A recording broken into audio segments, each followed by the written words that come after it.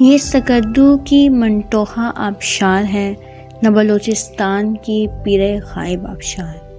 اس کا تعلق ایبٹ آباد کی سجی کوٹ کی آبشار سے ہے اور نہ ہی وادی نیلم کی دھانی آبشار سے۔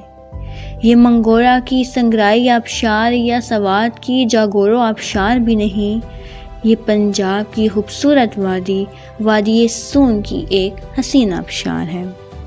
اور یہ جھیل پہلی نظر میں کوئٹہ کی ہنا جھیل لگتی ہے، اور شاید یہ بنجوسا جھیل کا عکس ہے۔ اور ذرا دیکھیے، یہ وسیع و عریض جھیل سندھ کی منشت جھیل سے مشابہ ہے۔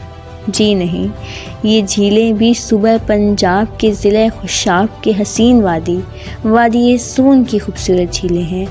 جی ہاں، وادی سون کی خوبصورت جھیلیں۔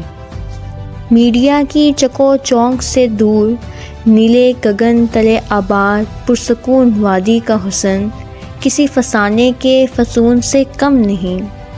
یہ وادی منیل کے سیر کے مثل دلپذیر اور غالب کے مصر کی مانند طرح دار ہے۔ اس میں فیض کے نظم کی چاشنی اور میرا جی کی دوہوں کی سی مٹھاس ہے۔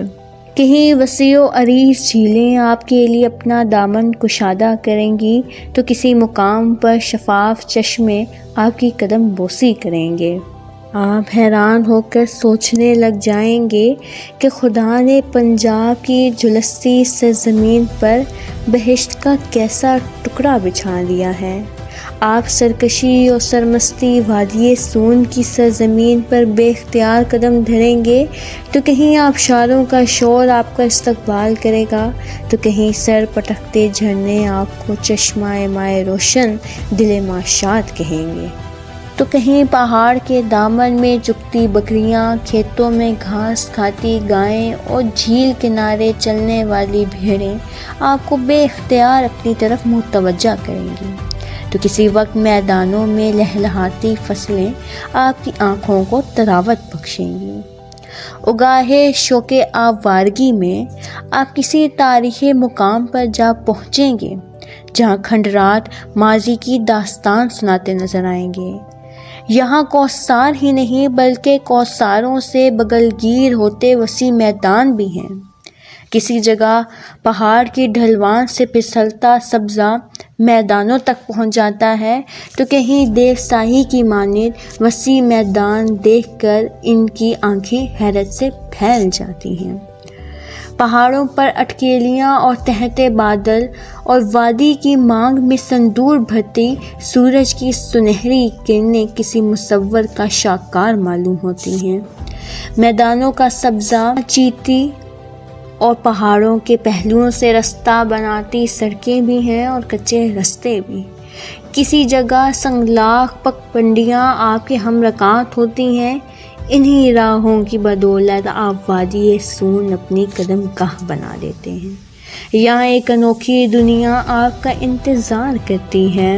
کسی جگہ پتھروں سے بنائی گئی جھونپڑی آپ کے قدم روک لے گی، تو کسی لمحے تھکان کا غلبہ ہوتا ہے تو گھنے درختوں اور میٹھے پھلوں کے باغات میں چشموں کا گنگناتا پانی تیرگی راگ سنا کر آپ کو تازہ دم کر دیتا ہے۔ کسی مقام پر آپ کو انگریزوں کے ڈاک بنگلے بھی نظر آئیں گے۔ چنیدہ مقامات پر تراشیدہ پتھروں سے بنے ریسٹ ہاؤس باہیں کھولے آپ کے منتظر ہوں گے۔ سچی بات تو یہ ہے کہ وادی سون کا حسن ابھی تک دنیا پر آشکار نہیں ہوا۔ سیاحوں نے اونچے پہاڑوں کی ترائیوں کا جادو دیکھا ہے، نہ پہاڑوں پہ اترتی دھند سے محظوظ ہوئے ہیں۔ قدرتی مناظر کے دیوانے وادی سون کی گاہوں کے جنگلوں میں گئے ہیں اور نہ ہی وہ یہاں کے باغات میں گھومے ہیں۔ آئینے کی طرح شفاف پانی سے آنکھیں سیکی ہیں اور نہ ان پانیوں میں مچھلیوں کی اٹکیلیاں دیکھی ہیں۔ انہوں نے آتشی چٹانوں کے سنگے سینے سنگ پہ آ گئی جھاڑیوں کا مشاہدہ کیا ہے، نہ سنگلاخے پہاڑوں میں جھومتے درختوں کا رقص دیکھا ہے، اور نہ ہی ابھی تک سنتوں کی خوشبو کے مہکتے جنگلوں سے ان کے مشام جان معطر ہوئے ہیں۔ وادی سون میں چھپے ہیں ایسے گوشے کیا بے اختیار پکار اٹھیں گے، وادی سون میں ہے منظر کیسے کیسے۔ کھبیکی جھیل، جالر جھیل، اچھالی جھیل، ٹیپ شریف، کنہٹی باغ، کنہٹی آبشار، سلطان مہدی، سوڈے جیوالی، ام مندر، وادی کوثر، نرسنگ پہوار اور دیگر مقامات شامل ہیں۔